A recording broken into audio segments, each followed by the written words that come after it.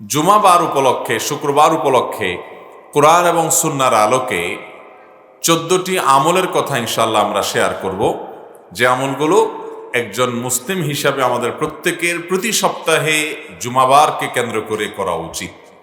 এই আমলগুলোর ভিতরে সর্বপ্রথম আমল হলো বারের মূল আমল, যে আমলকে কেন্দ্র করে পুরো বারের শ্রেষ্ঠত্ব নির্ধারিত, সে আমল অর্থাৎ জুমার সালাত আদায় করা, জুমার নামাজ পড়া। আল্লাহ তাআলা কোরআনে কারিমে সূরা জুমআ নামে একটা সূরা আলাদা নাজিল করেছেন। কত গুরুত্বপূর্ণ এই দিন, যে এই দিনের নামে আলাদা সূরা আল্লাহ তাআলা নাজিল করেছেন। আপনারা জানেন, কোরআন হলো পাইকারি কথা বলার জায়গা। কোরআনে খুচরা কথা বলার সুযোগ নেই। এই পাইকারি কথাগুলোর ব্যাখ্যাই নবী করিম সাল্লাল্লাহু আলাইহি সাল্লামের সমগ্র হাদিসের ভান্ডারে আছে। যদি কেউ শুধু কোরআনের এই পাইকারি কথা দিয়ে ইসলাম মানতে চায়, নবীজি সাল্লাল্লাহু আলাইহি সাল্লামের হাদিসকে গ্রহণ করা ছাড়া সে কখনো ইসলাম মানতে পারবে? সে ইসলামের নামে মন গড়া কিছু একটা হাতড়ে বেড়াবে, কখনো সঠিক ইসলাম মানতে পারবে?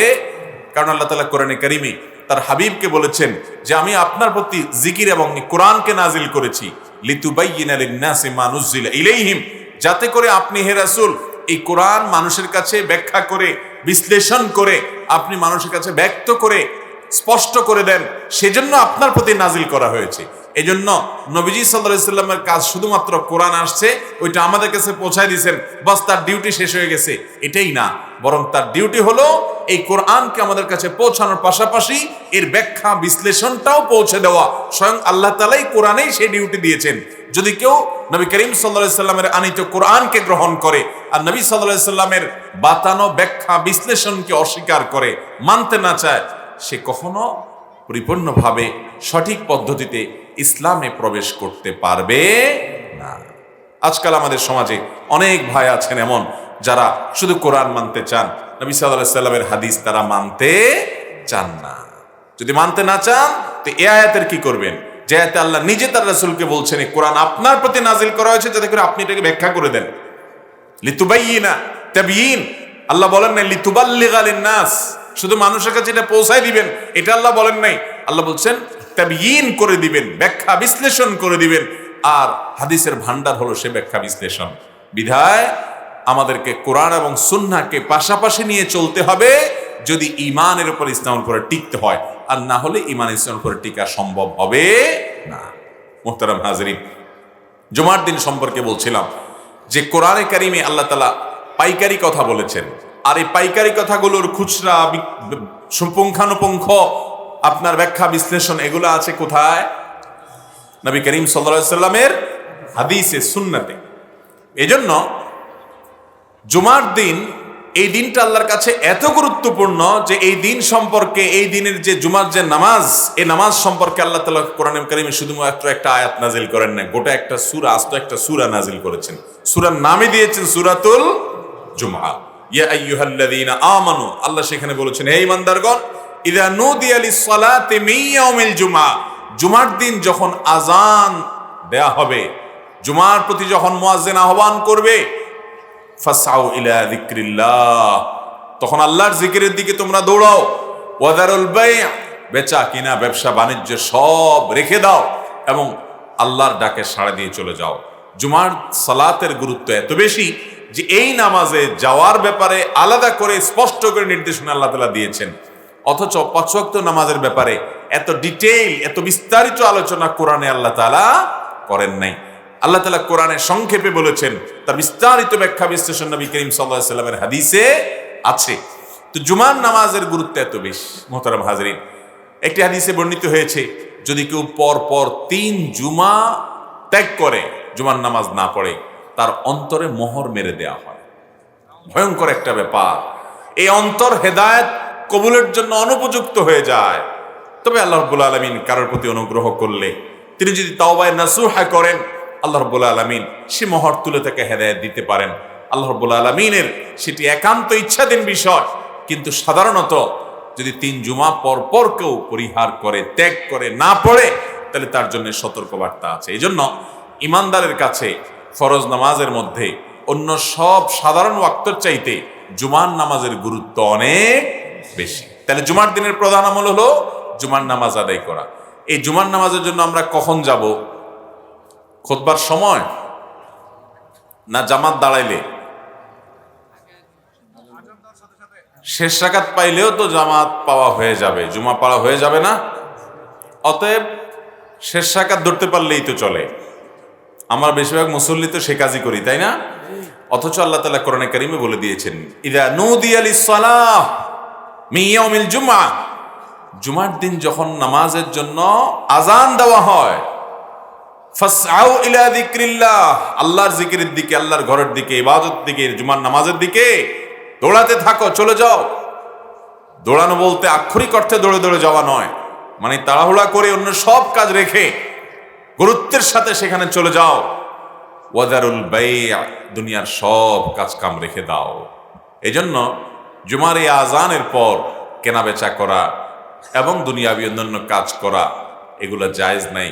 প্রাপ্তবয়স্ক পুরুষের জন্য যাদের উপরে জুমা ফরজ, তাদের উপরে ওয়াজিব হলো, আবশ্যক হলো, কর্তব্য হলো জুমার আজানের সঙ্গে সঙ্গে সব কাজ কাম ফেলে চলে যাওয়া। আমরা অনেকে চিন্তা করি আজানের পরে চলে যাব, আমাদের কাজ কি, ডিউটি কি? নবী করিম সাল্লাল্লাহু আলাইহি সাল্লাম জুমার দিন মসজিদে আগে আগে যাওয়ার ব্যাপারে উৎসাহ দিতেন। আপনি সেখানে বসে ইবাদত বন্দি করবেন। আমরা কাজ খুঁজে পাই না যে কি করব। হুজুর ওয়াজ করলে, খুতবা দিলে সেটা শুনি, এছাড়া আমরা নিজেরা কোনো কাজ খুঁজে পাই না। আরব দেশগুলোর দৃশ্য দেখবেন, ইউটিউবে দেখতে পারেন, যারা গিয়েছেন তারা দেখবেন, তারা সকাল 10টা থেকে 9:30 থেকে মসজিদে চলে আসে এবং এসে সবার হাতে হাতে কোরআন থাকে, সবাই কোরআন তেলাওয়াত করে, নফল সালাত, নফল নামাজ আদায় করে, দুরুদ শরীফ পড়ে, জিকির আজকার করে, জুমার দিন অন্যান্য আমলগুলো করে। এই দিনটা সপ্তাহের শ্রেষ্ঠ দিন, সাইয়্যিদুল আইয়াম।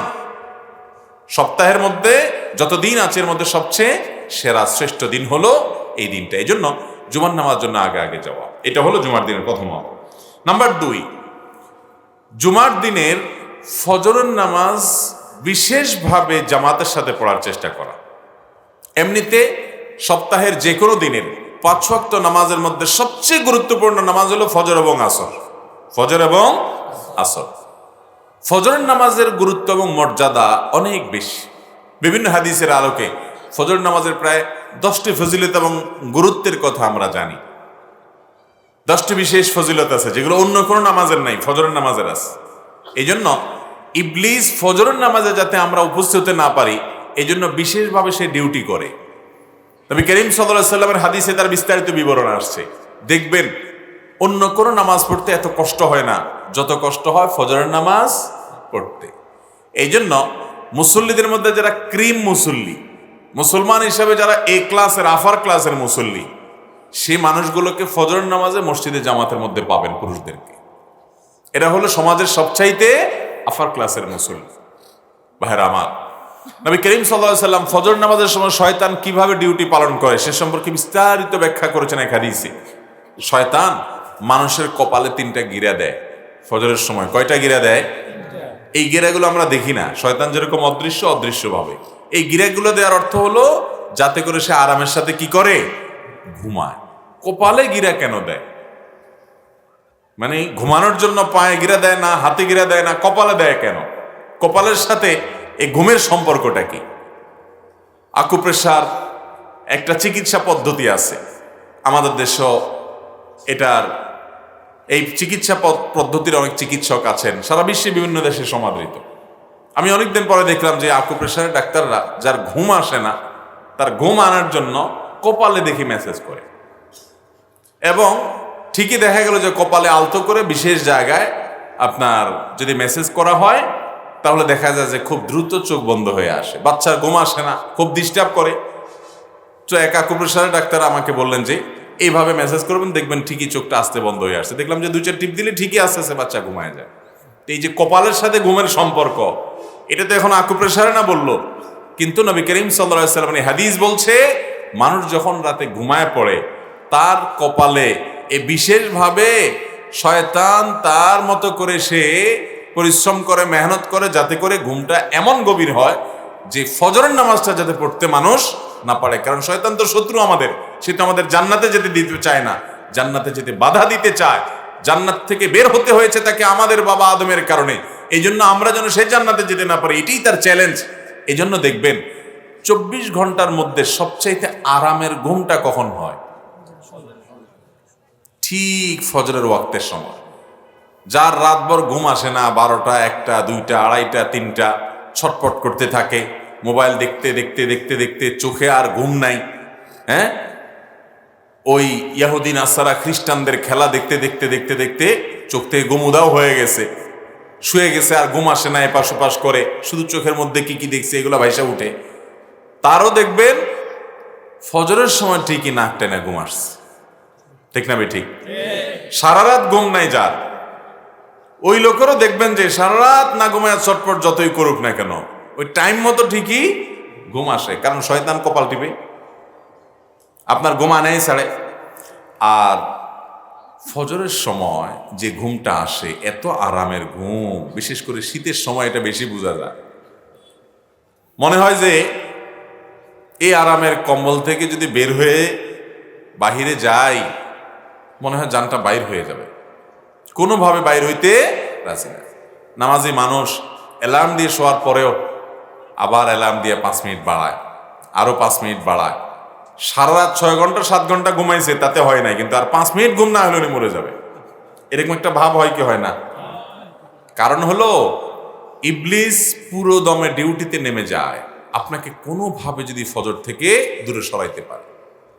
নবী করিম সাল্লাল্লাহু আলাইহি সাল্লাম বলেছেন, কোন ইমানদার বান্দার ইমানের শক্তি এবং তাকত থাকার কারণে সে যদি শয়তানের এই চক্রান্ত বুঝতে পারে, আরে নবীজি সাল্লাল্লাহু আলাইহি সাল্লাম না বলছেন যে ফজরের সময় শয়তান এই কাম করে, অতএব আমাকে যদি জিততে হবে শয়তানের সাথে লড়াইয়ে, সে যদি কম্বলটা ফেলে দিয়ে বিসমিল্লাহ বলে উঠে, ঘুম থেকে উঠার দোয়া পড়ে ফেলে, আলহামদুলিল্লাহিল্লাযী আহইয়ানা বাদামা আমাতানা ওয়া ইলাইহিন নুশুর, সে যদি দোয়া পড়ে উঠে যায়, সাথে সাথে শয়তানের দেওয়া 3টা গিরা, শোয়ার পরে যে 3টা গিরা দেয়, একটা খুলে যায়।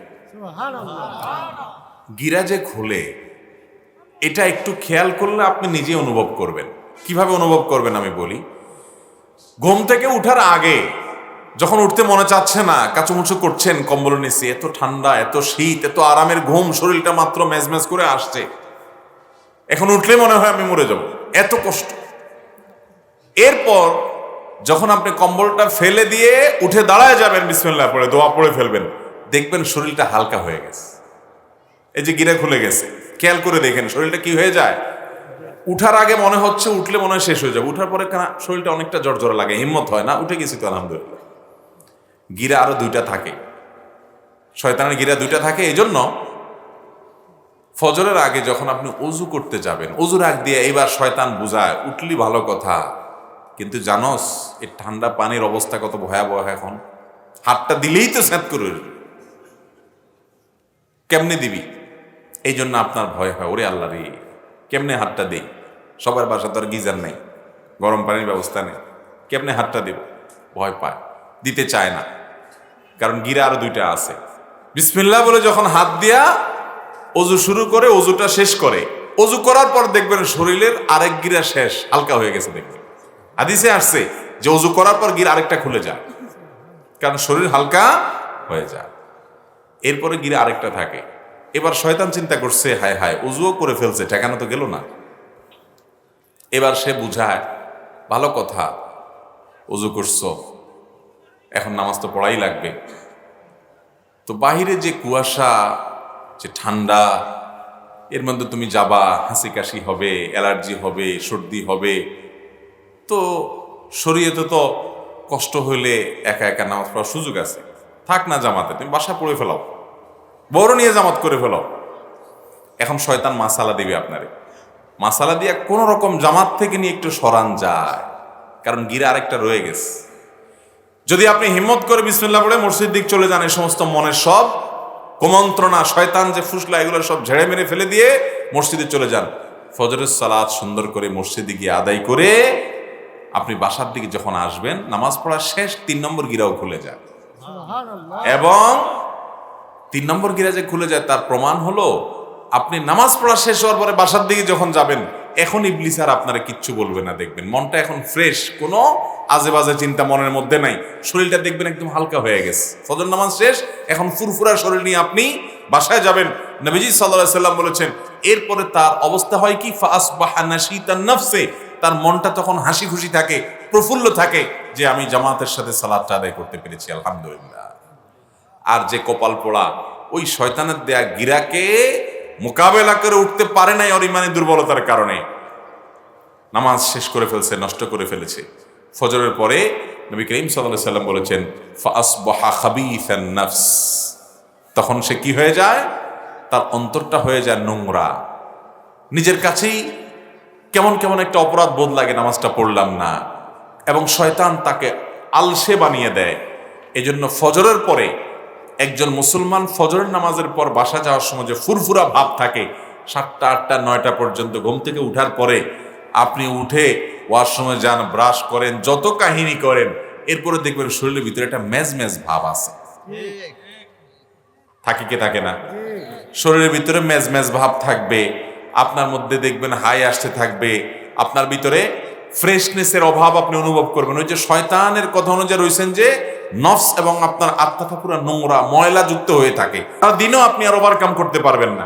কিন্তু ফজরের নামাজটা জামাতের সাথে পড়ার সঙ্গে সঙ্গে এটা ওভারকাম করা যায়। নবী করিম সাল্লাল্লাহু আলাইহি ওয়াসাল্লামের জন্য বলেছেন ফজরের নামাজের জন্য অন্ধকার উপেক্ষা করে যারা মসজিদের দিকে চলে যায়, আল্লাহ তাআলা কিয়ামতের ময়দানের ভয়াবহ অন্ধকারে তাদের আলোর ব্যবস্থা করবেন। ফজর নামাজ জামাতের সাথে পড়বো তো ইনশাআল্লাহ।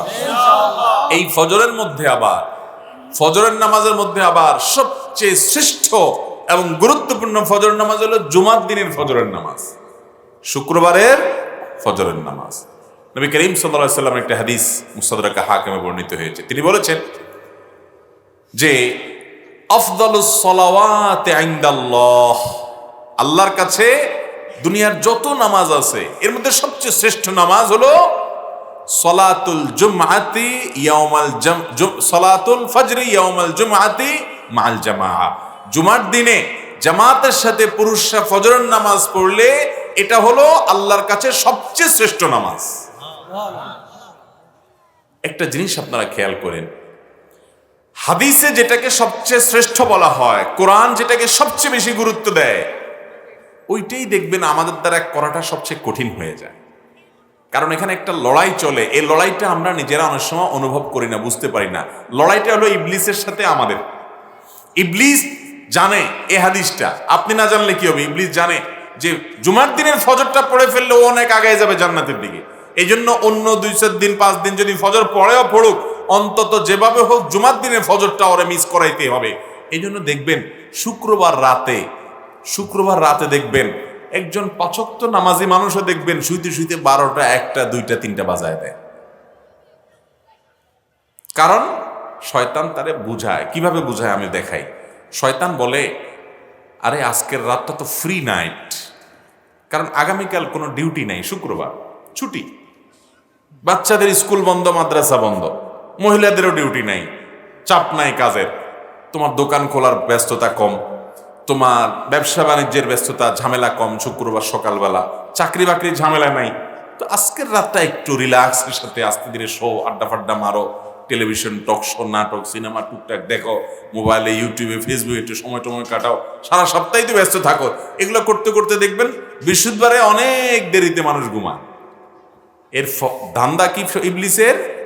যে যত দেরিতে শোবে ফজর নামাজ পড়া তত কঠিন।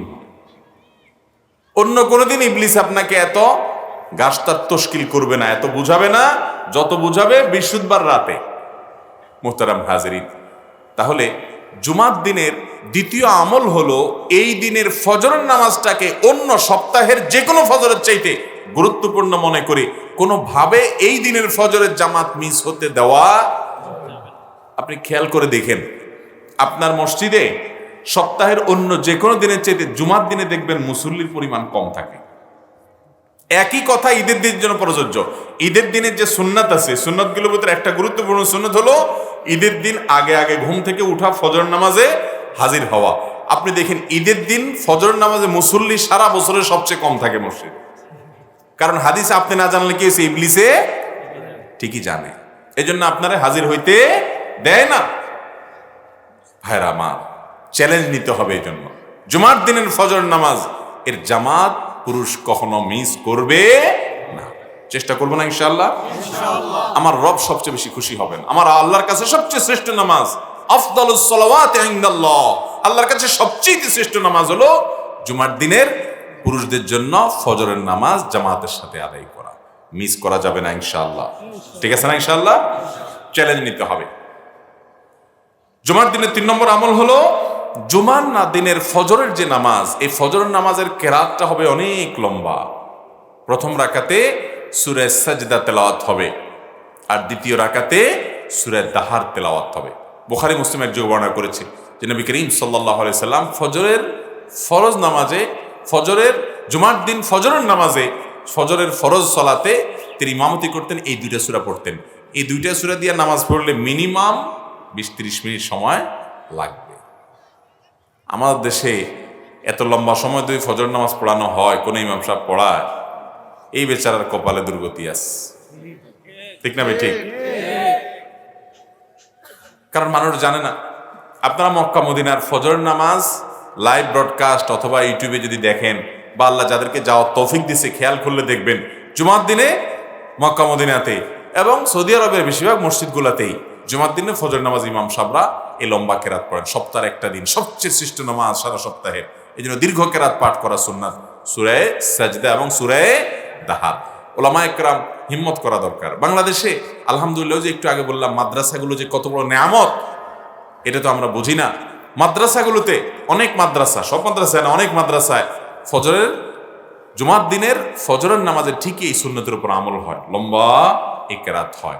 আমরা মহল্লাবাসী যদি এরাদা করি যে সুন্নতটা সপ্তাহে একটা দিনই তো, ইমাম সাহেব যদি হাফেজ সাহেব হন, হাফেজ সাহেব না হলেও বলতে হবে ইমাম সাহেব আপনি সূরা সাজদাটা বড় সূরা একটু মুখস্থ করে নেন, সূরা দাহারটা মুখস্থ করে নেন। আমরা এই সুন্নতের উপর আমল করতে চাই, ইমাম সাহেবকে উৎসাহ দিয়া আমরা আমল করার চেষ্টা করবো না ইনশাআল্লাহ? নাম্বার 4, জুমার দিনের 4 নম্বর আমল হলো গোসল করা, সুগন্ধি লাগানো, মেসওয়াক করা।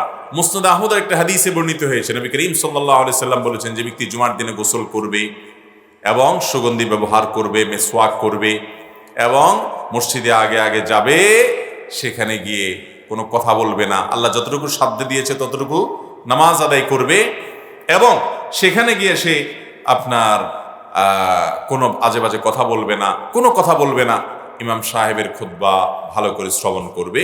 তো 2 জুমার মধ্যবর্তী যে ছোটখাটো গুনাহ থাকে আল্লাহ তাআলা এগুলো মাফ করে দিবেন। তো এই জন্য ভাইরা, জুমার দিনের এই হাদিসে 3টি কাজের কথা একসাথে চলে আসছে, আমরা একটা পয়েন্টই বলতেছি। 4 নম্বর আমল হলো জুমার দিন গোসল করা, মেসওয়াক করা এবং সুগন্ধি ব্যবহার করা। মুসনাদ আহমদের আরেকটা বর্ণনা আসছে, নবী সাল্লাল্লাহু আলাইহি সাল্লাম বলেছেন জুমার দিনে গোসল করা ওয়াজিব। এটা ইসলামের শুরুর দিকে ওয়াজিব ছিল, পরে আর ওয়াজিব থাকে নাই, সুন্নাত বা মুস্তাহাব হয়ে গেছে। এবং একই হাদিসে নবী সাল্লাল্লাহু আলাইহি সাল্লাম মেসওয়াকের কথা বলেছেন। মেসওয়াক জুমার দিনে করেন এমন মুসল্লি এই পুরা প্যান্ডেলে যত মানুষ আছে খুঁজলে হয়তো 5-10 জন পাওয়া যাবে কিনা সন্দেহ। ভাইরা আমার, মেসওয়াকটা শুধু দাঁত পরিষ্কার করার মাধ্যম না। আমরা অনেকে মেসওয়াকের আসল মাহাত্ম্য সম্পর্কে ধারণা রাখি না। নবী করিম সাল্লাল্লাহু আলাইহি সাল্লাম বলেছেন, লাউলা নাশুক্কা আলা উম্মতি, আমার উম্মতের জন্য কষ্ট হয়ে যাবে এমনটি যদি আমি মনে না করতাম, লা আমারতুহুম বিসওয়াকি ইনদা কুল্লি ওযু ওয়া ফি riwayatin ইনদা কুল্লি সালাহ, তাহলে প্রতি নামাজে, প্রতি ওযুতে আমি আমার উম্মতের সবাইকে মেসওয়াক করাটাকে বাধ্যতামূলক করে দিতাম। ভাইরা আমার, নবী করিম সাল্লাল্লাহু আলাইহি সাল্লাম প্রতিটা গুরুত্বপূর্ণ কাজের সময় মেসওয়াক করতেন। বাসায় ঢুকতেন মেসওয়াক করতেন, জীবন সায়ান্নে মৃত্যুর আগ মুহূর্তে মেসওয়াক করতে করতেই দুনিয়া থেকে চলে গেছেন। এবং ভাইরা আমার, এই মেসওয়াকের ঘর্ষণ দাঁতের সাথে এটা ঈমান বৃদ্ধি করে। এটা কি বৃদ্ধি করে? ঈমান বৃদ্ধি করে। আমরা অনেকে মনে করি আমার কাছে তো অনেক দামি ব্র্যান্ডের ব্রাশ আছে, আমার কাছে তো অনেক দামি ব্র্যান্ডের আপনার পেস্ট আছে, আমি আবার মেসওয়াক করবো কেন? মেসওয়াক তো গরিব মানুষ করবে যার ব্রাশ নাই। ভুল ধারণা। আপনার ব্রাশ আছে, ব্রাশ ব্যবহার করেন, কিন্তু মেসওয়াক এটা ভিন্ন ইবাদত। এটার সাথে ঈমানের অনেক গভীর সম্পর্ক আছে। আমাদের দাঁতের নার্ভের সাথে ব্রেইনের সূক্ষ্ম সম্পর্ক আছে। এটা মেসওয়াকের ঘর্ষণের ফলে ঈমান তাজা হয়, ঈমান বাড়ে। এই জন্য নবী আলাইহিস সালাম জুমার দিন বিশেষভাবে মেসওয়াকের নির্দেশ দিয়েছেন। চেষ্টা করবো না ইনশাআল্লাহ? আমাদের পকেটে মেসওয়াক থাকবে, নিয়মিত মেসওয়াক থাকবে এবং মেসওয়াক এর ঘর্ষণ আমাদের দাঁতে আমরা করতে থাকবো। তাহলে এটা হলো 4 নম্বর আমল, গোসল করা, সুগন্ধি লাগানো এবং মেসওয়াক করা। 5 নম্বর আমল হলো আল্লাহ তাআলা যা পোশাক দিয়েছেন এর মধ্যে সবচেয়ে ভালো পোশাকটা পরবেন জুমার দিনে। আবু দাউদের হাদিসে বর্ণিত হয়েছে, যেটা আবু সাঈদ খুদরি এবং আবু হুরায়রা রাদিয়াল্লাহু আনহু বর্ণনা করেছেন। যে এই দিনে যদি কেউ ওই যে গোসল করে, মেসওয়াক করে এবং উত্তম পোশাক পরিধান করে, হাদিসে উত্তম পোশাকের কথা বলা আছে, তাহলে 2 জুমার মধ্যবর্তী গুনাহ খাতা আল্লাহ তাআলা মাফ করে দেন। তো এই জন্য যে পোশাকগুলো থাকবে ওর মধ্যে উত্তমটা পরবো আমরা। এটা আলহামদুলিল্লাহ আমরা বেশিরভাগ মানুষ আমল করি।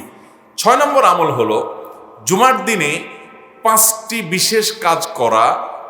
এই কাজগুলোর মাধ্যমে আল্লাহর জমিনে যত সওয়াবের কাজ আছে এর মধ্যে সবচেয়ে শ্রেষ্ঠতম সওয়াবের কাজ আপনি করতে পারবেন। এত বেশি সওয়াব অন্য কোনো আমলে কোরআন হাদিসে কোথাও বর্ণিত হয় নাই, যত সওয়াব এই একটি কাজ করার মাধ্যমে আপনি অর্জন করতে পারবেন। এত বিশাল আমল এটা, মাত্র কয়েক মিনিটে হাজার হাজার, শত শত না, হাজার হাজার বছর ইবাদত করার সওয়াব আপনি লাভ করতে পারবেন মাত্র কয়েক মিনিটে। বলবো আমলটা? নবী করিম সাল্লাল্লাহু আলাইহি সাল্লাম তিরমিজি এবং মুসনাদ আহমদের বর্ণিত হাদিসে বলেছেন, মান গাসসালা ইয়াউমাল জুমআতি ওয়াগতাসাল ওয়া বাক্কারা ওয়াবতাকার ওয়া মাশা ওয়া লাম ইয়ারকাব ওয়া দানা মিনাল ইমামি ওয়া লাম ইয়ালগু। যে ব্যক্তি জুমার দিনে ভালো করে উত্তম রূপে গোসল করলো এবং ভোরে আগে আগে উঠলো, যে ফজর নামাজে পড়লো এবং মসজিদে সবার আগে আগে যাওয়ার চেষ্টা করলো, আগে আগে গেল এবং মসজিদে পায়ে হেঁটে গেছে, কোনো বাহনে চড়ে নাই, এবং ইমামের কাছাকাছি গিয়ে বসছে এবং খুতবা শুনছে, কোনো কথা বলে নাই, নীরব থেকে মনোযোগ দিয়ে খুতবা শুনছে। যদি এরকম কেউ করে, কানা লাহু বিকুল্লি খুতওয়াতিন আমালু সানাতিন কিয়ামুহা ওয়া সিয়ামুহা।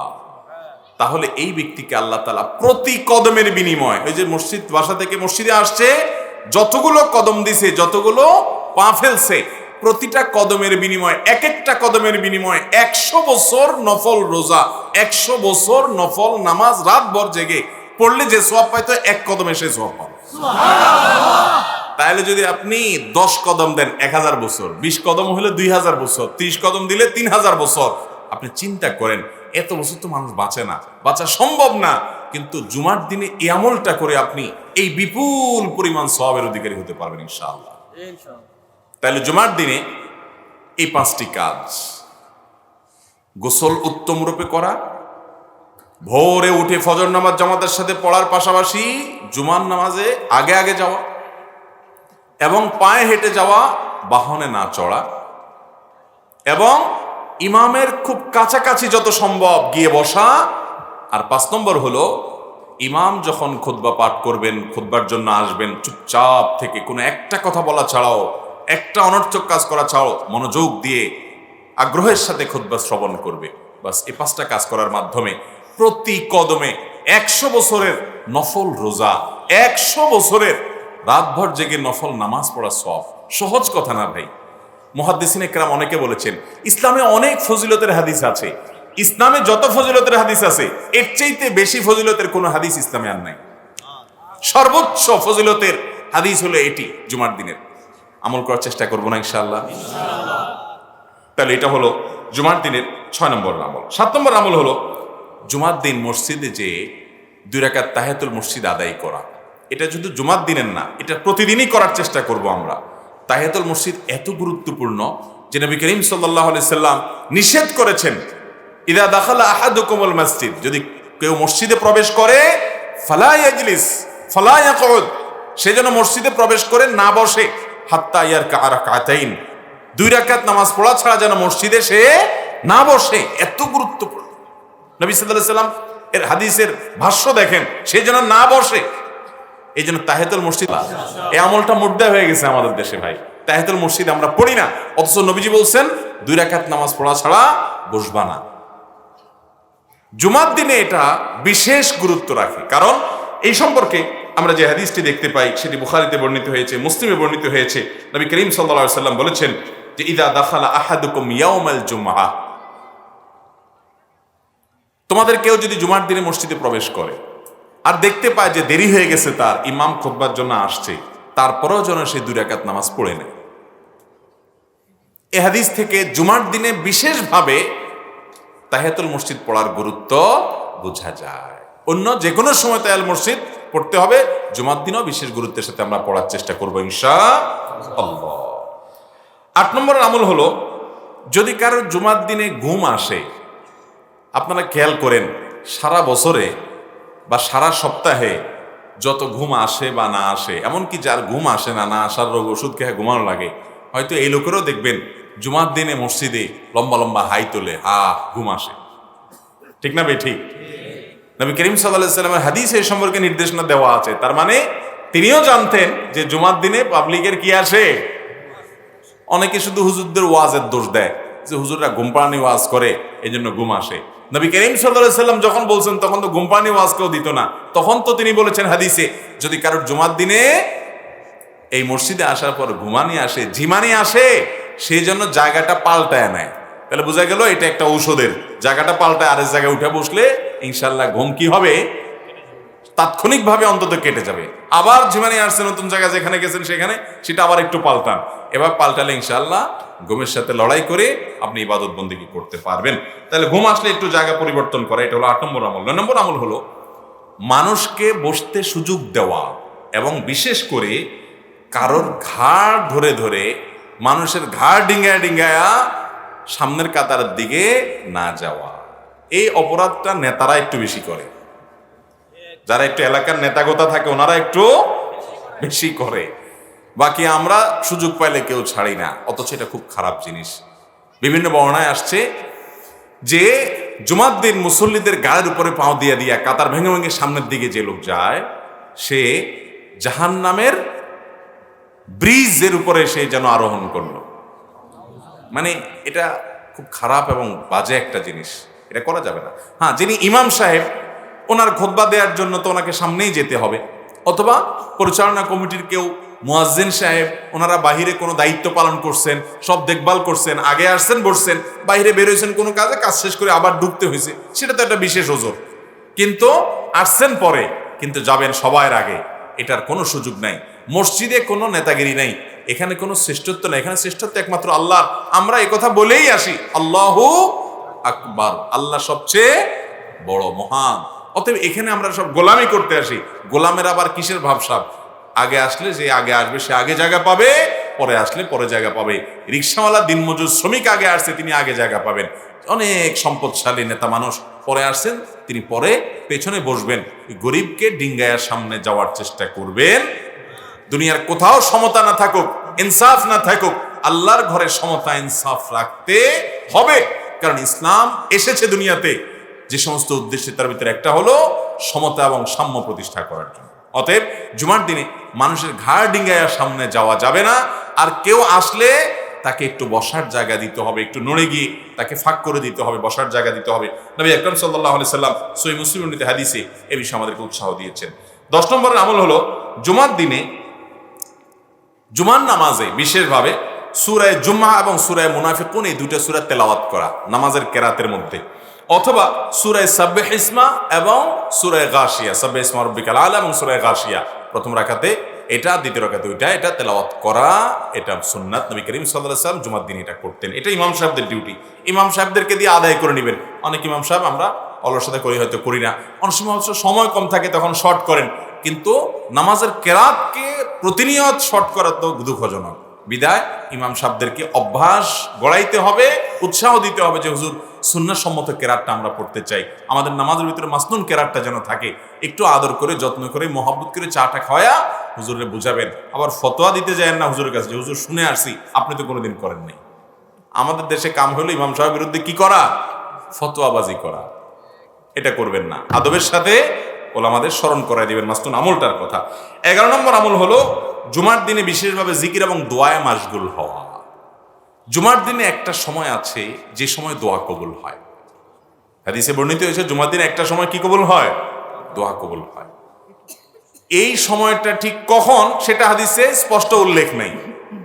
মুহাদ্দিসিন ইকরাম, উলামা ইকরাম, মুহাক্কিকগণ এটাকে গবেষণা করে এক একজন এক একটা টাইমের কথা বের করেছেন। বিভিন্ন আলামত, ইঙ্গিত, ইন্ডিকেট হাদিস থেকে পেয়ে পেয়ে অনেকে অনেক টাইমের কথা বলেছেন। কেউ বলেছেন 2 খুতবার মাঝে মনে মনে দোয়া করা, কেউ বলেছেন যে আপনার আসরের পরে, তবে বেশিরভাগ উলামা ইকরাম আসরের পরের কথাই বলেছেন। আসর টু মাগরিব, সূর্য ডুবার আগ মুহূর্তে জুমার দিন খুব গুরুত্বপূর্ণ টাইম, দোয়া কবুল হয়। এজন্য সপ্তাহের এই টাইমটাতে বিশেষ করে এবং জুমার দিন সারাদিনই কম বেশ বিভিন্ন সময়ে দোয়া করার ইহতেমাম করতে হবে।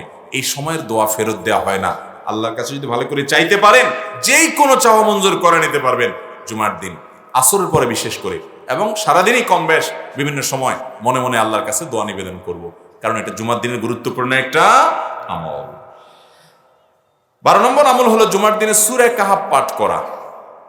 সূরা কাহাফ পাঠ করা এটা আপনি বৃহস্পতিবার সন্ধ্যার পর থেকেও পাঠ করতে পারেন। রাত্রে পাঠ করলেও জুমার দিনে পাঠ করা ধরা হবে, কারণ জুমার দিন কাউন্ট শুরু হয় কখন থেকে? বৃহস্পতিবার সন্ধ্যা থেকে, সূর্য ডুবার পর থেকে শুক্রবার সূর্য ডুবার আগ পর্যন্ত পুরা টাইম 24 ঘন্টার ভিতরে সূরা কাহাফ তেলাওয়াত করবেন। যদি তেলাওয়াত করেন তার ফজিলত কি সে সম্পর্কে মুসনাদে হাকিমে বর্ণিত হয়েছে। নবী আকরাম সাল্লাল্লাহু আলাইহি ওয়াসাল্লাম বলেছেন, কেউ জুমার দিনে যদি সূরা কাহাফ তেলাওয়াত করে তাহলে আগের জুমা এবং এই জুমার মধ্যবর্তী বা পরবর্তী জুমা যেটা আসতেছে, এই জুমা থেকে পরবর্তী জুমার মধ্যবর্তী যে দিনগুলো আছে, এই পুরো সময় আল্লাহ তাআলা তাকে নূর দান করবেন, আলো দান করবেন। আলো, যে আলো দিয়ে সে হেদায়েতের পথে চলতে পারবে পুরো সপ্তাহব্যাপী।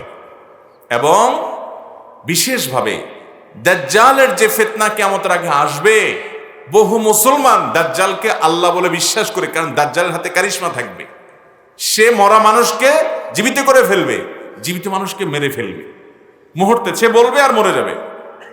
তার হাতে খাবারের পাহাড় থাকবে, দুনিয়ার সব খাদ্য তার কাছে থাকবে, সে যাকে দিবে খাবে, যাকে দিবে খাবে না। এই ভেলকি দেখে অনেক, এবং সে বলবে আমি আল্লাহ। দেখছো পাওয়ার? অনেক মুসলমান দলে দলে দলে দলে তাকে আল্লাহ বলে বিশ্বাস করবে, করে ঈমান হারা হবে। এটাকে বলে বিভ্রান্তি, ধোঁয়াশা। কিয়ামতের আগে এই ভয়াবহ ধোঁয়াশা আসবে। সমস্ত নবীগণ সতর্ক করে গেছেন এই দাজ্জাল সম্পর্কে।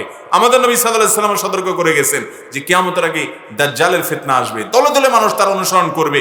দুনিয়াতে এখন একটু পাওয়ার যদি কোনো কিছুতে মানুষ দেখে, জ্ঞান বিজ্ঞান তথ্য প্রযুক্তির উন্নতি দেখে অনেক শিক্ষিত যুবক ভাইরা, অনেক সাধারণ মানুষ ভেলকিতে পড়ে যায়, ঈমান ইসলাম নিয়ে সন্দেহের মধ্যে পড়ে যায়। আর এই সন্দেহ আর কি, এই ভেলকি আর কি দেখেছেন? দাজ্জালের মাধ্যমে যে ভেলকি আসবে সেটা আরো ডেঞ্জারাস হবে। নবী সাল্লাল্লাহু আলাইহি ওয়াসাল্লাম আগে থেকে সতর্ক করেছেন, সেই ভেলকিতে দলে দলে মানুষ ঈমান হারা হয়ে যাবে। সেখানে যাতে ঈমান হারা না হতে হয়, আজকাল ছোটখাটো কিছু হলে আমাদের ঈমান ঠুনকো হয়ে যায়, আমরা বিভ্রান্তির মধ্যে পড়ে যাই। আর দাজ্জাল এত কারিশমা দেখাবে, তার কাছে এত কারিশমেটিক পাওয়ার থাকবে, এগুলো দেখে মানুষ বেঈমান হয়ে যাবে। নবী সাল্লাল্লাহু আলাইহি ওয়াসাল্লাম বলেছেন, সূরা কাহাফের প্রথম 10 আয়াত যদি কারোর মুখস্থ থাকে এবং এটা যদি সে তিলাওয়াত কন্টিনিউ করে, আল্লাহ তাআলা দাজ্জালের ফিতনায় তাকে ঈমান হারা করবেন না। সে ওই ফিতনা ধরে ফেলতে পারবে যে আরে এটা তো সেই ফিতনা, আল্লাহ তাকে বাঁচায় রাখবেন। এই জন্য সূরা কাহাফটা জুমার দিনে বিশেষ করে তেলাওয়াত করার ব্যাপারে কখনো গাফলতি করা যাবে। বিভিন্ন বর্ণনা থেকে বোঝা যায় কিয়ামতের ময়দানে এটি আলোর কাজ দিবে। তো দাজ্জালের ফিতনা থেকে বাঁচার প্রস্তুতি হিসাবে এটি কাজ করতে হবে, বিশেষ করে প্রথম 10টা আয়াত। চেষ্টা করবো না ইনশাআল্লাহ। দাজ্জালের ফিতনা থেকে বাঁচার জন্য আরেকটা আমলও আছে। নামাজের শেষ বৈঠকে দোয়া মাসুরা যে আমরা পড়ি, এখানে একটা দোয়া নবী করিম সাল্লাল্লাহু আলাইহি ওয়াসাল্লাম পড়তেন, আল্লাহুম্মা ইন্নী যালামতু নাফসি, এটাও হাদিসে আছে। এর পাশাপাশি আরেকটা দোয়াও আছে, মাঝে মধ্যে ওইটাও পড়েন। সে দোয়াটা কি? দোয়াটা হলো আল্লাহুম্মা ইন্নী আউযু বিকা মিন আযাবিন নার ওয়া আযাবিল কবর ওয়া আউযু বিকা মিন ফিতনাতিল মাহইয়া ওয়াল মামাত ওয়া আউযু বিকা মিন শাররি ফিতনাতিল মাসীহিদ দাজ্জাল। আল্লাহ, দাজ্জাল এর ফিতনা থেকে, যার একটা চোখ কানা থাকবে এবং ভয়ঙ্কর ফিতনা নিয়ে দুনিয়াতে আসবে, পৃথিবীর সুপার পাওয়ার হবে, সব তার কাছে চলে আসবে। দুনিয়া আস্তে আস্তে সেদিকে যাচ্ছে কিনা আল্লাহ জানে। যত ব্যবসা বাণিজ্য, শক্তি, ক্ষমতা, টাকা পয়সা, বিজনেস, এগুলো আস্তে আস্তে কুক্ষিগত হয়ে যাচ্ছে সামান্য কিছু মানুষের কাছে। খেয়াল করছেন? ছোট একটা আইটেমে বলি যে প্লাস্টিকের বদনা, প্লাস্টিকের ছোটখাটো জিনিস, এগুলো আগে ছোটখাটো কারখানা দিয়ে অনেকেই ব্যবসা বাণিজ্য করতো, এখন এগুলো ব্র্যান্ডে চলে গেছে। আরে অমুক তমুক, এর বাইরে আর কারোরটা ঠিক না। আস্তে আস্তে দুনিয়া কুক্ষিগত হয়ে হয়ে সীমিত কিছু মানুষের কাছে চলে যাচ্ছে। একটা সময় হয়তো একজনের কাছে চলে যাবে, এবং এভাবে গোটা দুনিয়ার নিয়ন্ত্রণ তার হাতে থাকার কারণে মানুষ তাকে এত কারিশমেটিক পাওয়ার থাকবে যে, যেভাবে নবী করিম সাল্লাল্লাহু আলাইহি ওয়াসাল্লাম বলেছেন যে তাকে অনেকে আল্লাহ মনে করে ঈমান হারা হয়ে যাবে। অলরেডি মানুষ, অনেক মূর্খ মানুষ বলে money is the god, second god. শুনছেননি আপনারা? পয়সা বলে কি দ্বিতীয় আল্লাহ, নাউজুবিল্লাহ। কারণ দেখে যে পয়সা থাকলে দুনিয়াতে সব হয়, পয়সা নাই তো কিছুই হয় না। এই যে পয়সার পাওয়ার আর কারিশমা দেখে তার ঈমান গেছে। এরকম বহুত ধোঁয়াশা, বহুত বিভ্রান্তি কিয়ামতের আগে আসবে, অনেকের ঈমান হারা করে ফেলবে। আল্লাহ তাআলা আমাদেরকে এই ফিতনাগুলোতে ঈমানের উপর অটল থাকার তৌফিক দান করুন। নবী সাল্লাল্লাহু আলাইহি ওয়াসাল্লাম জানতেন, আল্লাহ তাকে ওহীর মাধ্যমে জানাইছেন কিয়ামতের আগে জ্বলন্ত কয়লা হাতে তালুতে রাখা, এটা যত কষ্টসাধ্য হবে, কঠিন হবে, এর চাইতে কঠিন হবে ইমানের উপরে টিকে থাকাটা। এখন দেখবেন স্কুল কলেজে ছেলে মেয়েকে পাঠাইছেন পড়ালেখার জন্য, কয়দিন পরে সে এমন পণ্ডিত হয়ে আসছে এখন আল্লাহর অস্তিত্ব নিয়ে সন্দেহ করে, আছে না নাই? দু চার কলম পড়ে তথ্য জ্ঞান, বিজ্ঞান, প্রযুক্তি এগুলো সম্পর্কে একটু ধারণা হওয়ার পর দেখে আরে বিজ্ঞান তো অনেক কিছু করতে পারে, এখান থেকে টিপ দিয়ে ওখানে ঘটে যায়, এই হয় সেই হয়, আস্তে আস্তে আখিরাতের প্রতি বিশ্বাসী তার ঠুনকো হয়ে যায়। অনেক কারিশমা আল্লাহ মানুষের হাতে দিবেন, আরো অনেক কিছু দিবেন। এখন আমরা কি দেখছি, বহু কিছু আসবে। এগুলো সবগুলো ফিতনা এবং ধোঁয়াশার কাজ করবে ইমানদারের ইমানের জন্য। আল্লাহ তাআলা আমাদেরকে ফিতনার সময় ইমানের উপরে অটল থাকার তৌফিক দান করুন। এটার জন্য মহৌষধের কাজ দিবে সূরা কাহফ। বেশি বেশি করে সূরা কাহফ তেলাওয়াত করবেন, জুমার দিনে সূরা কাহফ তেলাওয়াত যেন মিস না হয়, চেষ্টা করবো না ইনশাআল্লাহ। এটা 12 নম্বর আমল। 13 নম্বর আমল হলো জুমার দিনে দুরূদ বেশি বেশি করে পাঠ করা। আবু দাউদ এবং সুনানে বাইহাকির বর্ণনা আসছে, নবী করিম সাল্লাল্লাহু আলাইহি ওয়াসাল্লাম বলেছেন, ইন্না মিন আফদালি আইয়ামিকুম ইয়াউমুল জুমআহ, নিশ্চয়ই তোমাদের সপ্তাহের সব দিনের মধ্যে সবচেয়ে শ্রেষ্ঠ দিন হলো জুমার দিন। ফিহি খুলিকা আদম ওয়া ফিহি কুবির, এই দিনে আদম আলাইহিস সালামকে আল্লাহ সৃষ্টি করেছেন, আর এই দিনেই তাকে দুনিয়া থেকে নিয়েছেন। ওয়া ফিহি নাফখাতু ওয়া ফিহি সাকাহ, এই দিনেই সিংহা ফুৎকার দেয়া হবে, এই দিনেই কিয়ামত সংগঠিত হবে, জুমার দিনে, শুক্রবারেই। এবং এই কারণে নবী সাল্লাল্লাহু আলাইহি ওয়াসাল্লাম বলেছেন, ফাআকসিরু আলাইয়া মিনাস সালাত, অতএব এই দিনে তোমরা আমার প্রতি বেশি বেশি দুরূদ পাঠ করবে। ফা ইন্না সালাতাকুম মা'রুদাতুন আলাই, কারণ তোমাদের সালাত, তোমাদের দুরূদ এটা আমার কাছে পেশ করা হয়। এক সাহাবী জিজ্ঞাসা করলেন, ইয়া রাসূলুল্লাহ, আপনি তো তখন মরে মাটির সাথে মিশে যাবেন, আপনার কাছে আবার কিভাবে দুরূদ উপস্থাপন করা হবে? নবী সাল্লাল্লাহু আলাইহি ওয়াসাল্লাম বলেছেন, নবীদের দেহকে আল্লাহ তাআলা হারাম করেছেন মাটির জন্য, তাদের সামনে উপস্থাপন করা হয়। ভাইরা আমার, এই জন্য শুক্রবারের এই আমলটা বৃহস্পতিবার সন্ধ্যা থেকে নিয়মিত করা শুরু করবেন, দুরূদ পাঠ করা। আল্লাহুম্মা সাল্লি আলা মুহাম্মাদ ওয়া আলা আলি মুহাম্মাদ কামা সাল্লাইতা আলা ইব্রাহিম ওয়া আলা আলি ইব্রাহিম ইন্নাকা হামিদুম, আল্লাহুম্মা বারিক আলা মুহাম্মাদ ওয়া আলা আলি মুহাম্মাদ কামা বারাকতা আলা ইব্রাহিম ওয়া আলা আলি ইব্রাহিম ইন্নাকা হামিদুম। এই দুরূদটা হলো সবচেয়ে শ্রেষ্ঠ দুরূদ। স্বয়ং নবী করিম সাল্লাল্লাহু আলাইহি ওয়াসাল্লাম সাহাবীদেরকে এই দুরূদটা শিক্ষা দিয়েছেন। দুরূদের জগতে সবচেয়ে সেরা এবং মহারাজা হলো এই দুরূদ। আর দুরূদের মধ্যে সবচেয়ে সংক্ষিপ্ত এবং শর্ট দুরূদ হলো সাল্লাল্লাহু আলাইহি ওয়াসাল্লাম। এছাড়া যে সমস্ত দুরূদের অর্থের মধ্যে খারাপ কিছু নাই, অর্থের মধ্যে শিরকপূর্ণ কোনো কিছু নাই, যে কোনো দুরূদ পাঠ করতে পারেন আপনি। আল্লাহুম্মা সাল্লি আলা মুহাম্মাদ ওয়া আলা আলি মুহাম্মাদ, এটুকু পড়লেও দুরূদ হয়ে যাবে। এজন্য দুরূদ বেশি বেশি করে পাঠ করতে হবে জুমার দিন এবং জুমার রাতে। সুনানে বাইহাকির এক বর্ণনা আছে, নবী সাল্লাল্লাহু আলাইহি ওয়াসাল্লাম বলেছেন, আকসিরু আলাইয়া মিনাস সালাতি মিন ইয়াউমিল জুমআতি ওয়া লাইলাতিল জুমআহ, তোমরা জুমার রাতে অর্থাৎ বৃহস্পতিবার রাতে, দিবাগত রাতে এবং জুমার দিনে আমার প্রতি বেশি বেশি করে দুরূদ প্রেরণ করবে। দেখেন এখানে শব্দটা খেয়াল করেন, নবীজি ইকসার শব্দ ব্যবহার করেছেন, বেশি বেশি করে পাঠ করতে হবে। অতএব উঠতে বসতে চলতে ফিরতে, জুমার দিন চলছে, জুমার রাত চলছে, আপনাকে দুরূদ পাঠ করতে হবে। অভ্যাস গড়ে তুলব না ইনশাআল্লাহ? এখন থেকে জুমার রাতে, জুমার দিনে এই আমলটা আমরা ছাড়বো না, দুরূদের আমলটা। ভাই দুরূদের আমল এমন একটা আমল, যে কোনো বিপদে আপনি মুক্তির কোনো পথ পাচ্ছেন না, দুরূদ পড়তে থাকেন, আল্লাহ তাআলা আপনাকে উদ্ধার করেন, হাদিসে ওয়াদা আছে। এবং আপনি দুরূদ পাঠ করতে থাকেন, আল্লাহ রাব্বুল আলামিন আপনার জীবনে বারাকা দিবেন। একজন সাহাবী বলছে, ইয়া রাসূলুল্লাহ, আমি তো অনেক দোয়া করি, এর ভিতরে আপনার জন্য দোয়া, দুরূদ মানে নবীজির জন্য দোয়া, আপনার জন্য দোয়া কতটুকু করব? তিনি বিভিন্ন পার্সেন্টেজ বলছেন, 4 ভাগের 1 ভাগ, 3 ভাগের 1 ভাগ, অর্ধেক। বলতে বলতে তিনি বুঝতে পারছিলেন নবী সাল্লাল্লাহু আলাইহি ওয়াসাল্লাম পুরোপুরি সন্তুষ্ট না। তখন বললেন যে, আমার সব দোয়া যদি আপনার জন্য বরাদ্দ করি? তখন নবী সাল্লাল্লাহু আলাইহি ওয়াসাল্লাম বললেন যে, ইদান তুকফা হাম্মুক, যদি এটা তুমি করতে পারো যে তুমি শুধু আমার জন্য সব দোয়া বরাদ্দ করে ফেলতে পারো, তাহলে তোমার আর জীবনে কিচ্ছুর দরকার হবে না, সকল পেরেশানির জন্য যথেষ্ট হয়ে যাবে। এবং ওয়াতগফার যামবুক, তোমার সকল গুনাহ মাফ হয়ে যাবে। আর কি চাই ভাই? এই জন্য দুরূদ বেশি বেশি করে পাঠ করব। দুরূদ পাঠের শ্রেষ্ঠ সিজন এবং মৌসুম হলো এই বৃহস্পতিবার রাত এবং জুমার দিন। এটা হলো দুরূদ পাঠের সারা বছরের মধ্যে সবচাইতে বড় মৌসুম, গুরুত্বপূর্ণ মৌসুম। বেশি বেশি দুরূদ পড়বো তো শুক্রবার ইনশাআল্লাহ। উঠতে বসতে চলতে ফিরতে, এখন উঠতে বসতে চলতে ফিরতে আমাদের টাইমটা সব নিয়ে গেছে মোবাইলে, ফেসবুকে, ইউটিউবে। অবসর সময় 2 মিনিট পাইলেও মোবাইল হাতাহাতি করি, ওই টয়লেটে বসেও মোবাইল হাতাহাতি করি। ভাইরা আমার, আমাদের সময়গুলো সব ধ্বংস করে ফেলছে এই মোবাইলের নেশা এবং আসক্তি। মোবাইল ব্যবহার করেন, মোবাইল যেন আপনারা ব্যবহার না করে। আপনি যেন অটো ডাইরেক্ট হয়ে না যান, দরকারে বেদরকারে সারাদিনই শুধু ঘাটেন, এই অভ্যাস যেন না হয়। অবসর সময়গুলোতে দুরূদ পাঠ করবো তো ইনশাল্লাহ শুক্রবারে, এটা এই সপ্তাহের গুরুত্বপূর্ণ আমল। দুরুদের ক্ষেত্রে একটা বিষয় হলো যে এত গুরুত্বপূর্ণ দুরুদ যে এটা বিনা উজুতেও পাঠ করা যাবে, কারণ সবসময় সবচেয়ে জরুরি বিষয়, সবসময় মানুষ উজু থাকতে পারবে না, যাতে সবসময় পড়তে পারে, এই জন্য দুরুদের জন্য ওযুর শর্ত নাই, এটা বিনা উজুতেও কি করতে পারবেন, পাঠ করতে পারবেন। এমন কি গোসল ফরজ, তখনও আপনি চাইলে কি করতে পারবেন, দুরুদ পাঠ করতে পারবেন। কোরআন তেলাওয়াত করতে পারবেন না, কিন্তু দুরুদ পাঠ করতে, সাধারণ জিকির দোয়া করতে পারবেন। এত জরুরি আমল এটা, সর্বাবস্থার জন্য মানুষ করতে পারে, এই জন্য এই আমলটাকে এত সহজ করে দেওয়া হয়েছে। দুরুদের মধ্যে আবার অনেক দুরুদ আছে, দুরুদে লাখি, দুরুদে তাজ, দুরুদে তুনাজ্জিনা, দুরুদে হাজারি, দুরুদে অমুক, দুরুদে তমুক, অনেক দুরুদ আছে না? এই দুরুদের একটাও নবী করিম সাল্লাল্লাহু আলাইহি সাল্লামের কোন হাদিস থেকে বর্ণিত না, এটা পড়লে এতবার পড়লে অমুকটা হবে, এটা পড়লে অত সওয়াব হবে। এগুলো সবগুলো মানুষের নিজস্ব আইডিয়া, নিজস্ব বানানো জিনিস, কোরআন হাদিসে বর্ণিত। এগুলোর ভিতরে কোনোটার কথা বলার ভিতরে যদি শিরপূর্ণ কিছু না থাকে, তাহলে সেক্ষেত্রে এটা পাঠ করা যেতে পারে দুরুদ হিসাবে, বাস এতটুকু। কিন্তু এটার ফজিলত হাদিস দ্বারা প্রমাণিত নয়। আপনি সাধারণ সবচেয়ে শ্রেষ্ঠ দুরুদ পাঠ করতে চাইলে দুরুদ ইব্রাহিম, নামাজে যেটা পড়বেন, এটা নবীজি শিক্ষা দিয়েছেন। আর সবচেয়ে ছোট দুরুদ পারলে সাল্লাল্লাহু আলাইহি সাল্লাম পাঠ করবেন, বাস যথেষ্ট। আর মাঝামাঝি কোনো দুরুদ পড়তে চাইলে পড়তে পারেন, কিন্তু এই আকীদা বিশ্বাস রাখবেন না যে এটা এতবার পড়লে অমুক উদ্দেশ্য সফল হবে, হান হবে, তান হবে। এগুলো সব মন গড়া, মানুষের নিজস্ব আবিষ্কার, হাদিস দ্বারা প্রমাণিত নয়। 14 নম্বর আমল হলো সর্বশেষ আমল, সেটা হলো জুমার দিন, জুমার রাত আমরা সাধারণ আমলতে করবই।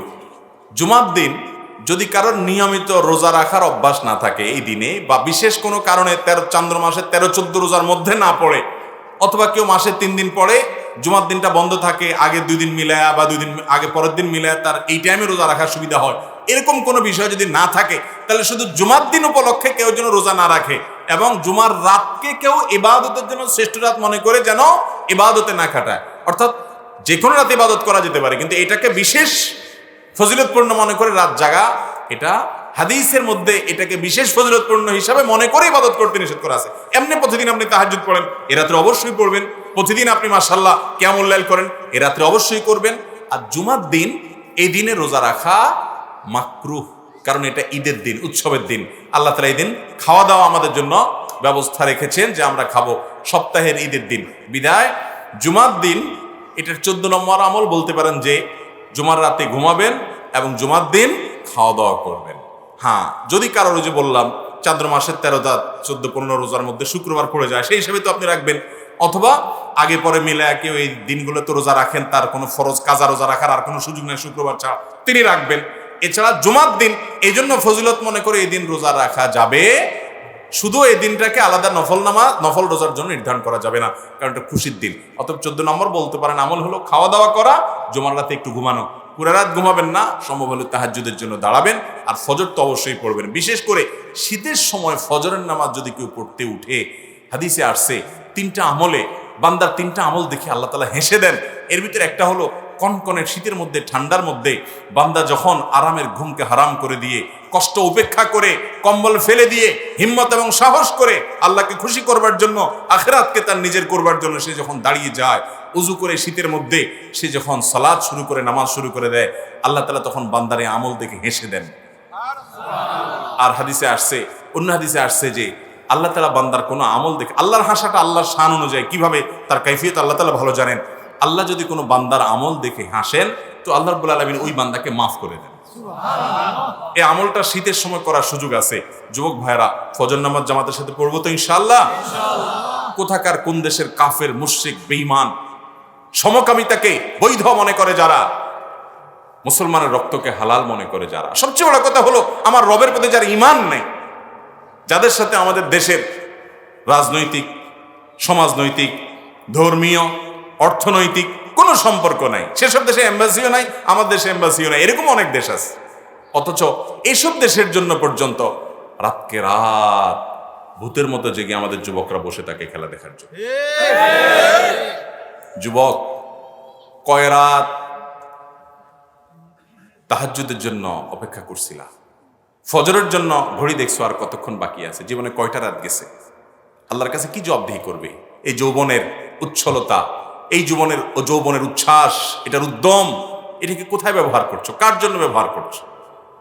তুমি যে ইসলামের অনুসারী, এই ইসলাম তোমাকে বলেছে তুমি শারীরিক কসরতের জন্য খেলাধুলা করো, ব্যাডমিন্টন খেলো, ক্রিকেট খেলো, ফুটবল খেলো, হাডুডু খেলো, গ্রামে একসময় গোল্লা ছুট ছিল সেই টাইপের কিছু খেলো, এমন কোনো খেলা খেলো যেই খেলা তোমার শারীরিক কসরত হবে, এর মাধ্যমে শারীরিকভাবে সুস্থতা হবে, শরীরে চর্বি জমবে না, মানসিক স্ফূর্তি আসবে, তোমার শারীরিক ফিটনেস থাকলে ইবাদত বন্দেগী করতে পারবে, কখনো আল্লাহ রাহে জিহাদের তৌফিক হলে করতে পারবে, সেই উদ্দেশ্য তোমার থাকবে, তুমি শরীরকে ফিট রাখবে, সুস্থ থাকবে। সুস্থ না থাকলে ইবাদত করতে পারবে না। আল মুমিনুল কবিয়্যু আহাব্বু ইলাল্লাহি মিনাল মুমিনিদ দাঈফ, তুলনামূলকভাবে সুস্থ সবল থাকার চেষ্টা করে যে ইমানদার, অলস হয়ে নিজের শরীর শেষ করে না যে ইমানদার, তাকে আল্লাহ তাআলা পছন্দ করেন, ভালোবাসেন। সেই জন্য তুমি খেলাধুলা করলে সেখানে কোনো জুয়া যদি না থাকে, হারাম কিছু যদি না থাকে, সতর যদি তুমি উন্মুক্ত না রাখো, বেপরদিগি যদি সেখানে না থাকে, তাহলে সেই খেলা জায়েজ।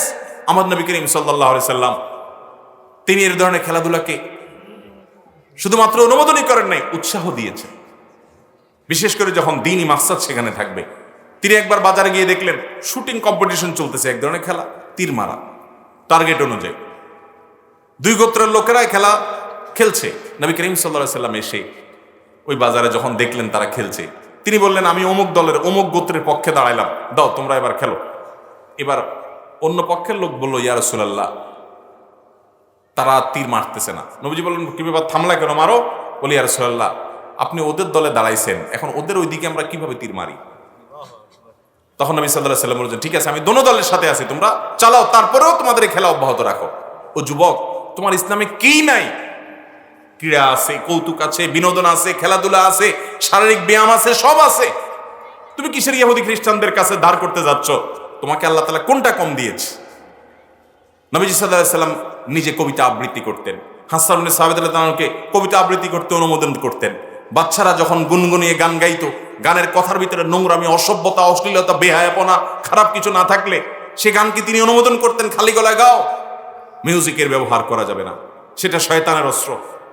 নবী সাল্লাল্লাহু আলাইহি সাল্লামের ঘরে দুইটা বাচ্চা একবার গান গাচ্ছে, আবু বকর রাদিয়াল্লাহু তাআলা ঢুকে ধমক দিয়েছেন, নবীর বাসায় গান, খালি গলায় গাচ্ছে, মেয়ে মানুষ, ছোট বাচ্চা মেয়ে।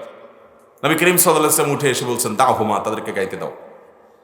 বিয়ের অনুষ্ঠানে বাচ্চারা একটু গান গাবে, একটু আনন্দ করবে, রাসূল অনুমতি দিয়েছে। মসজিদের নববীর আঙ্গিনা ইথিওপিয়ান সাহাবীরা খেলা খেলছে, আমাদের আয়েশা বলেন, আমি খেলা দেখবো। নবী সাল্লাল্লাহু আলাইহি ওয়াসাল্লাম নিয়ে আসছেন, এসে তার স্ত্রীকে খেলা দেখাইছেন। ভাইরা আমার, ইসলামে বৈধভাবে খেলার জন্য বহু অপশন আছে। আপনি খেললে আপনার নিজের শরীরের লাভ হবে, মাথার লাভ হবে, ফ্রেশ আসবে। আপনি নিজে সেই ইসলামের এত সুন্দর বিধান রেখে নিজে খেললে নিজের লাভ হইতো। ভূতের মতো ওই টিভির দিকে তাকায় বসে আছেন, আরেকজনের খেলা দেখে সেই গোল দিল লাফাইতেছেন, আর গোল না দিলে কাঁদতেছেন। আপনার লাভ কি, আপনার লসটা কি? বসে বসে ভূতের মতো খেলা দেখলে শরীরে চর্বি জমবে না? আমাদের দেশে এই যে উন্মাদনা সৃষ্টি করছে এক শ্রেণীর মিডিয়া, এটা তাদের ব্যবসা, এটা তাদের বাণিজ্য। কাঁচামাল হলো আপনার এই আবেগগুলো, আপনার এই আবেগগুলো হলো তাদের ব্যবসার কি কাঁচামাল। ওরা খেললেও লাভ, জিতলেও লাভ, হারলেও লাভ। কবে জানি দেখলাম যে দেশে কোন জেলায় দুই দলের সমর্থকদের মধ্যে তর্ক বিতর্ক করে এক ছেলে আরেক ছেলেকে ছুরি মেরে খুন করে ফেলছে। কি জবাব হবে আল্লাহর কাছে? আমাদের দেশের যুবকদেরকে এই উন্মাদনা সৃষ্টি করে দেওয়া হচ্ছে। ধর্মীয় দৃষ্টিকোণ তো বটেই, জাগতিক দৃষ্টিকোণ থেকে দেশের চুল পরিমাণ কোনো কল্যাণ এতে হয়? অকল্যাণ হয়, অপচয় হয়, সময় নষ্ট হয়, মেধা নষ্ট হয়, শ্রম নষ্ট হয়। যে বেঈমান, কোনো ব্যাপার না, তার অর্থের কোনো ব্যাপার না, সে একবার এক এক দিকে যায়, কারণ সে দিক বিদিক ঘুরে বেড়ায়। যালিকা বিআন্নাল্লাহা মাওলাল্লাযীনা আমানু ওয়া আন্নাল কাফিরিনা লা মাওলা লাহুম। ওর কোনো অভিভাবক নাই। ও মুসলমান যুবক, তোমার তো অভিভাবক আল্লাহ আছেন, তিনি তোমাকে গাইড করেছেন। এর বিপরীত পথে তুমি চলতে পারো না। যেই খেলা দেখতে গেলে 24 ঘন্টা সেখানে যতক্ষণ খেলা চলে ততক্ষণ খেলার সাথে চোখের জেনা প্রতি মুহূর্তে চলতে থাকে, সেই খেলা মুসলমান কিভাবে দেখতে পারো তুমি? আল্লাহ তাআলা আমাদেরকে বুঝার তৌফিক দান করুন। যে খেলা তোমার মধ্যে উন্মাদনা তৈরি করে, খেলা তো খেলাই, খেলার জন্য আবার রাত 2টা পর্যন্ত জায়গায় থাকা, 2টা পয়সা কামার জন্য জায়গায় থাকলেও তো জায়েজ হতে পারত। জার্সি কিনতেছো তোমার পছন্দের দলের খেলোয়াড়ের, তুমি তোমার নিজের মা বাপ ভাই বোন তাদের জন্য জীবনে কয়বার একটা জামা কিনছো? এই টাকা দিয়ে মানুষকে দান করার দরকার না, নিজে গায়ে পরো, তাও সব হবে। কিন্তু এইটার জন্য আল্লাহর কাছে জবাবদিহি। অমুসলিমের ভালোবাসা অন্তরের মধ্যে তুমি এভাবে বসাইছো। আল্লাহ তাআলা আমাদেরকে বিবেকগুলো যেন জাগ্রত হয় সেই তৌফিক দান করো। অতএব ভাইরা আমার, ইসলাম স্বয়ং সম্পূর্ণ, এটা আমাদের জন্য যথেষ্ট। আমল করার চেষ্টা করবো না ইনশাআল্লাহ? তো জুমার দিনের 14টা আমল আমি আবারও এক নজরে বলে দিচ্ছি। প্রথম আমল হলো জুমার সালাত আদায় করা। জুমার সালাত কোন অবস্থাতে যেন না ছুটে সে চেষ্টা করা। দ্বিতীয় আমল হলো জুমার দিনে ফজরের নামাজটা পুরুষরা জামাতের সাথে আদায় করা। এটা সপ্তাহের সকল নামাজের মধ্যে সবচেয়ে শ্রেষ্ঠ নামাজ জুমার দিনে ফজর নামাজ জামাতের সাথে। 3 নম্বর আমল হলো জুমার দিন ফজরের নামাজের জামাতে প্রথম রাকাতে সূরা সিজদা, দ্বিতীয় রাকাতে সূরা দাহার তেলাওয়াত করে। এটা ইমাম সাহেবের সুন্নাত, ইমাম সাহেবকে দিয়ে আদায় করবেন। 4 নম্বর আমল হলো জুমার দিনে গোসল করার সুগন্ধি আতর ইত্যাদি ব্যবহার করা এবং মিসওয়াক করা। 4 নম্বর আমল হলো যা পোশাক আছে মধ্যে সবচেয়ে উত্তম পোশাকটা পরে মসজিদে যাওয়া। 5 নম্বর আমল হলো জুমার দিনে 5টা বিশেষ কাজ করা। ভালো করে গোসল করা এবং আগে আগে ঘুম থেকে উঠে ফজর নামাজ পড়া এবং আগে আগে মসজিদে যাওয়া, পায়ে হেঁটে যাওয়া, সাওয়ার না হওয়া, বাহনে না ওঠা এবং ইমামের সবচেয়ে কাছাকাছি গিয়ে বসা, মনোযোগ দিয়ে খুতবা শোনা, কোনো অনর্থক কাজ কথা না করা। এগুলো করতে পারলে প্রতি কদমে 1 বছর নফল নামাজ এবং নফল রোজার সওয়াব পাওয়া যাবে। এবং 7 নম্বর আমল হলো মসজিদে ঢোকার পর জুমার দিন 2 রাকাত তাহিয়াতুল মসজিদ আদায় করা। অন্যদিনও চেষ্টা করতে হবে। 8 নম্বর আমল হলো যদি ঝিমানি আসে জায়গা পরিবর্তন করা। 9 নম্বর আমল হলো কেউ আসলে তাকে বসার জন্য একটু জায়গা করে দেওয়া মহব্বতের সাথে। এটা ইবাদত, এই দিনের বিশেষভাবে এই দিন গুরুত্বের সাথে দেখা এবং মানুষের ঘাড় ডিঙ্গা ডিঙ্গা সামনের দিকে না যাওয়া। 10 নম্বর আমল হলো জুমার দিন জুমার নামাজে প্রথম রাকাতে সূরায়ে জুমআহ এবং দ্বিতীয় রাকাতে সূরায়ে মুনাফিকুন অথবা প্রথম রাকাতে সূরায়ে আলা এবং দ্বিতীয় রাকাতে সূরায়ে গাশিয়া তেলাওয়াত করে। এটা ইমাম সাহেবের সুন্নাত, তাকে দিয়ে আদায় করাবেন। আর 11 নম্বর সুন্নাত হলো যে জুমার দিন বেশি বেশি করে দোয়া পাঠ করা, বিশেষ করে আসরের পরে মাগরিবের আগে এবং সারাদিনই এটা দোয়া কবুলের দিন। এবং 12 নম্বর আমল হলো জুমার দিন জুমার রাতে যে কোনো সময় মিলে সূরা কাহফ তেলাওয়াত করা। আর 13 নম্বর আমল হলো জুমার রাতে জুমার দিনে বেশি বেশি করে নবীর প্রতি দুরূদ পাঠ করা, উঠতে বসতে চলতে ফিরতে। 14 নম্বর আমল সর্বশেষ আমল হলো জুমার দিনে খাওয়া দাওয়া করা। এই দিনকে নফল রোজার জন্য নির্ধারণ না করা। যদি অন্য কোনো রোজার সাথে রাখেন, কাজা রোজা থাকে, এই দিন ছাড়া সুযোগ নেই, তাহলে ভিন্ন কথা সেটা রাখবেন। এবং জুমার রাতে তাহাজ্জুদ পড়তে পারেন, কিন্তু ওই রাতকে ইবাদতের রাত হিসাবে বিশেষ রাত মনে না করা, এই ব্যাপারেও হাদিসে নির্দেশনা আছে। এই 14টা আমল জুমার দিন উপলক্ষে করার চেষ্টা করবো তো ইনশাআল্লাহ।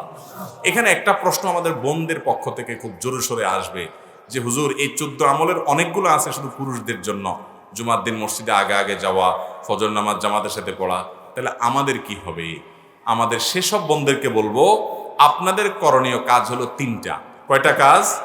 এই 3টা কাজের মাধ্যমে এই সওয়াবগুলো পুরুষদের মতো আপনারা অর্জন করতে পারবেন। নাম্বার 1, এই আমলগুলো করার ব্যাপারে দিলের মধ্যে তামান্না রাখবেন যে আল্লাহ, আমি যদি পুরুষ হতাম, আল্লাহ আমাকে যদি পুরুষ বানাতেন, তো আমি এই আমলগুলো একটাও মিস করতাম না। এই মর্মে আপনার প্রতিজ্ঞা এবং স্পৃহা জজবা যদি আপনার মধ্যে থাকে, নিয়ত যদি থাকে, তো আল্লাহ তাআলা আপনাকে সওয়াব দিবেন ইনশাআল্লাহ। নাম্বার 2, এই আমলগুলো আপনার বাসার পুরুষরা যেন করে, স্বামীকে, ভাইকে, বাবাকে, তাদেরকে উঠায়া উৎসাহ দিয়া পাঠায় দিবেন যে কোনো মূল্যে, যে সব কাজ করে দিব তোমাদের, তারপরে তোমরা এটা করো।